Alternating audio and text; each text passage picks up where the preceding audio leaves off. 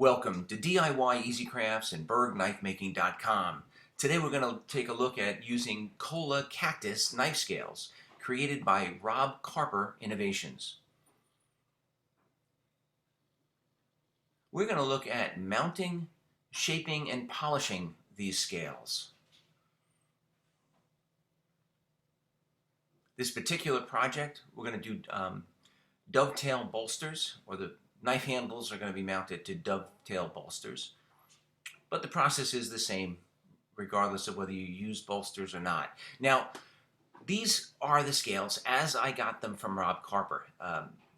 It's Cholla Cactus wood cast in a clear resin. Now, I glued them onto a black liner. You could use any color you want. I just did it with 2-part epoxy. And then I took a quick look at the shape of the handle and decided, what part of that material I wanted to actually end up using.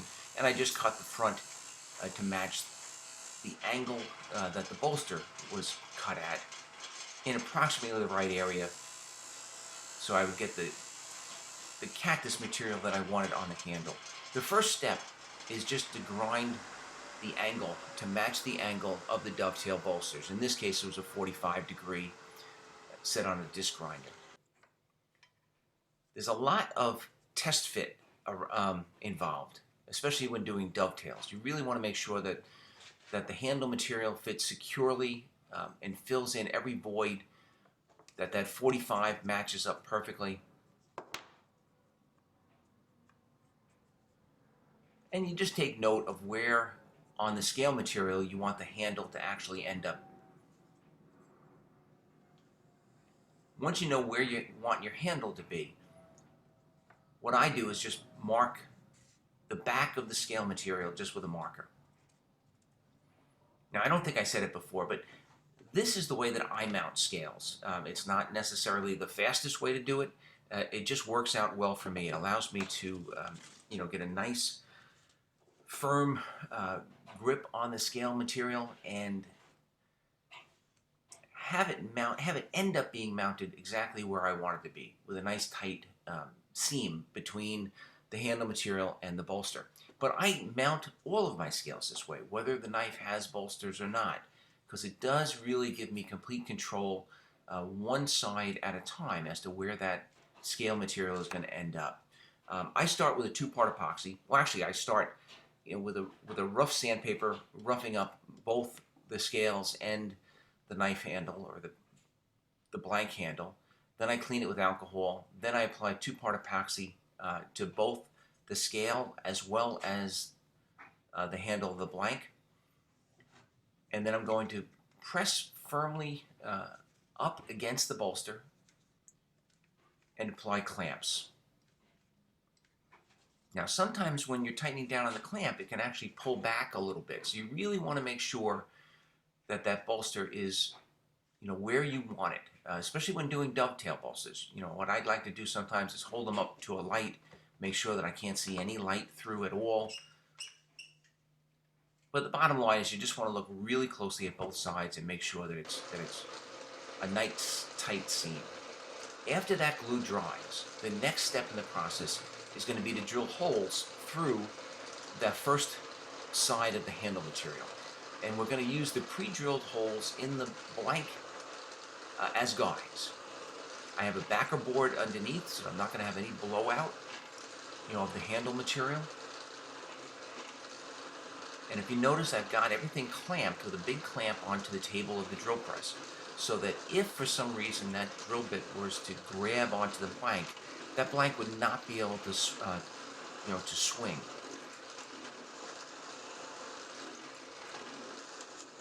Using a clamp like that is a real good safety precaution.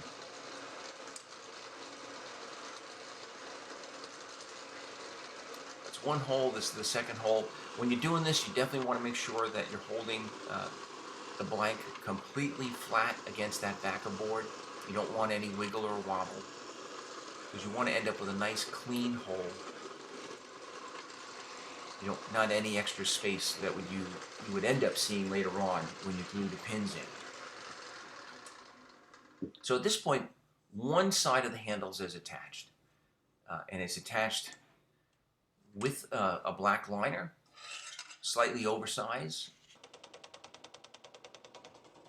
not only in the profile, but also in the thickness.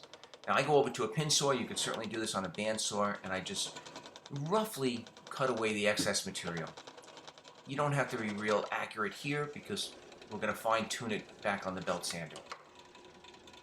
And this is the first time you really get an advanced look as to what the finished knife is going to look like. Now I'm going to go back and I'm going to repeat the steps on the second side of the scale material.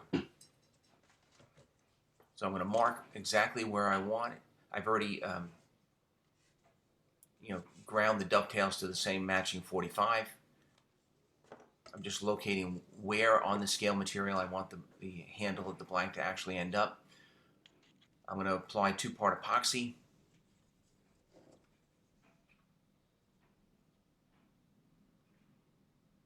That was really nice. Rob gives you an extra long set of scale material, and what I do is by marking it out with marker, I'm able to just glue where it needs to be glued, and it leaves me a little bit of a tab at the bottom that I can hold on to without getting glue on my fingers. So the second side is now pressed firmly up into that dovetail so that the scale material seats right up flush against the bolster, and then it's clamped, and we'll again wait for that glue to dry. Mounting scales this way, one set at a time, gluing each side, and then doing the holes after the glue is dried, is actually a technique that was developed by my friend Jason Northgard. It's called the Northgard technique. And he actually came about this because I was having some issues with some of my earlier knives. And it, like I said, it's just a very easy way, for me to end up with really nice results. So now that the glue is dried on the second half, I'm going to go back and I'm going to trim off the excess material. Again, I'm using a pin saw.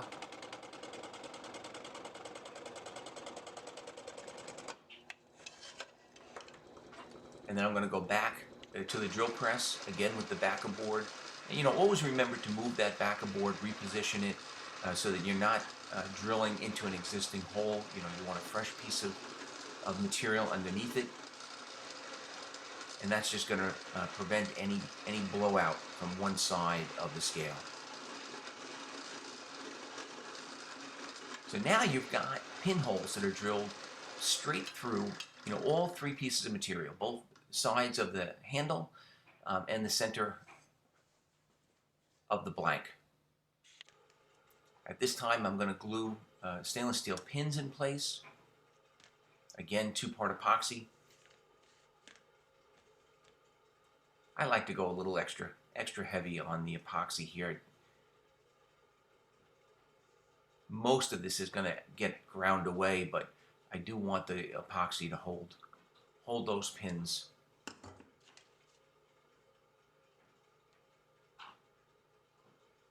And then I'm going to set this aside and let that epoxy dry. Once that epoxy is dry, I'm going to go to my 2x72 belt grinder. This happens to be an Oregon or an Origin blade maker, OBM. It's a 2 horsepower variable speed. And what I'm going to do here is just grind down the excess material of the pins on each side. I'm going to cool it after a few seconds of grinding. I'm using a coarse grit belt, probably a 60 grit or so. Coarse grit belts will develop a little bit less heat than the finer grit will. Too much heat can scar or burn the handle material. So you want to grind away the excess, but you don't want to do any damage to the scales. Now I'm going to work on bringing the profile of the scales to match the profile of the handle of the blank. Now I do this on the 2x72. I add a 90-degree work table. So I'm using the flats of the handles as my guide on that table. And I'm basically just grinding in until I've got all steel. I can actually also profile the inside of the handle by letting a little bit of that belt overhang the right-hand side of the flat platen. It gives it kind of a soft edge for doing curves. This is not the final profiling. All I'm doing now is just roughing it out. And at the same time, I'm also profiling the stainless steel bolsters, which were attached to the knife, but also not completely finished in size or in profiling.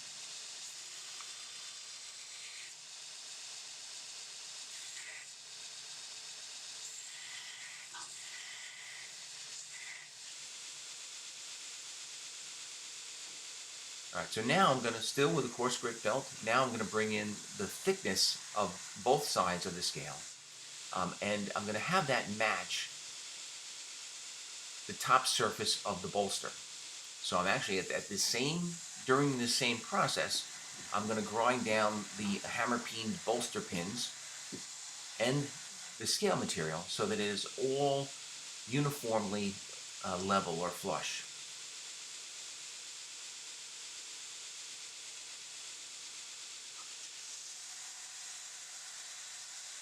And you could do this with a 60 or an 80 grit belt. You don't want to go any coarser than a 60 because getting out those heavy grind lines, especially on the stainless steel, when polishing, it just becomes too much of a pain in the neck.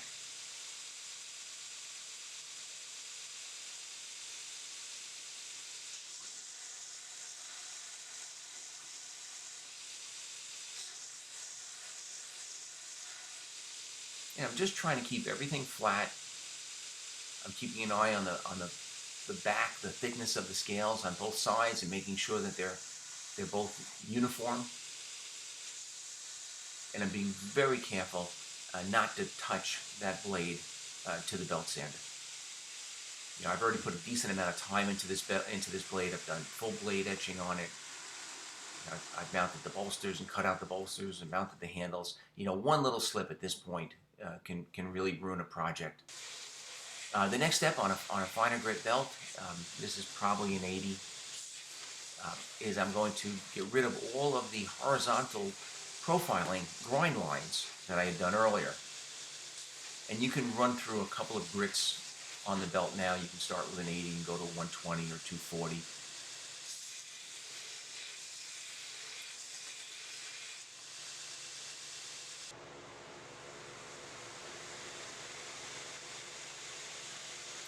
And then I actually start to round over the top edge of the knife handles at the same time that I round over the bolster material right on the 2x72 grinder. I try to do as much as I can on that 2x72 because I have an assortment of belts available for it. I can control the speed of it. It's just a really good machine, overall knife making machine to get very comfortable with. And I'm just rolling that top edge. I'm not pushing in too much. I don't want to remove too much material. Really kind of going slow. And again, you really don't ever want to touch that blade to the belt.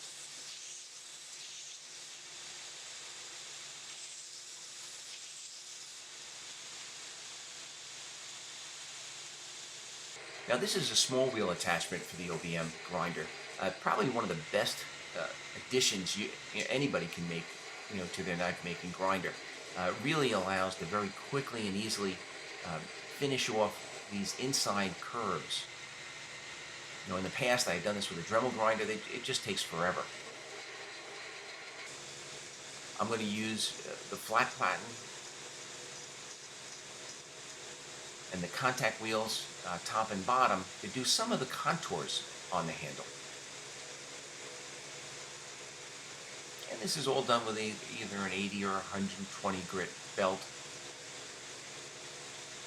I'm just doing the rough work here. I then use an orbital sander.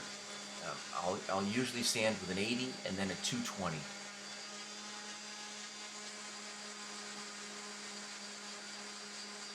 And I'm just going to try to smooth out all of the rough edges.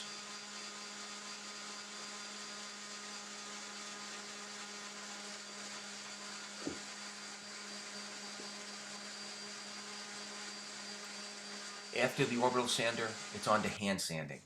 Now with hand sanding, I'll use a block sometimes. I'll use a dowel wrapped with emery cloth sometimes, and then I'll just use my, hand sanding. And I'll go through the grits. I'll start usually with a 500 grit.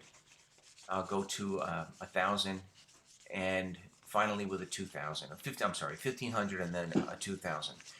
I found that just a little bit of sanding with a 2,000 really makes polishing these Rob Carper scales just so much faster. So the polishing, you could certainly go right to a buffing wheel at this time. I have a felt belt for the 2x72. I kind of like to use that with some compound to do all of the rough polishing or the quick polishing. I give it a quick polish on this. I'll take a look at it. It will highlight any deeper scratch marks from previous coarse grit belts that I did not get out, and I'll go right back to sanding those out and then repeating this process. But otherwise, it's a good start to do the polishing on the felt belt and then move over to a buffing wheel. Now, buffing the scales in particular, you want to use a buffing compound. I think I'm using it. It's called a P27 from USA Knifemaker, I believe. A nice light touch on the buffing, and this is the end result. I have never been disappointed with any of Rob Carper's products, but these Cholla Cactus scales are just exceptional. Really, really came out nice. I would highly recommend them to anybody. For this particular knife with the full blade etching of a deer in the woods, it was just the perfect choice. I hope you enjoyed the video. If you did, I ask that you please give it a thumbs up and subscribe to this YouTube channel. If you can, I would also ask if you could leave a comment. It really helps me out with YouTube's ranking. By all means, join us on the web at DIYEasyCrafts.com. Thank you.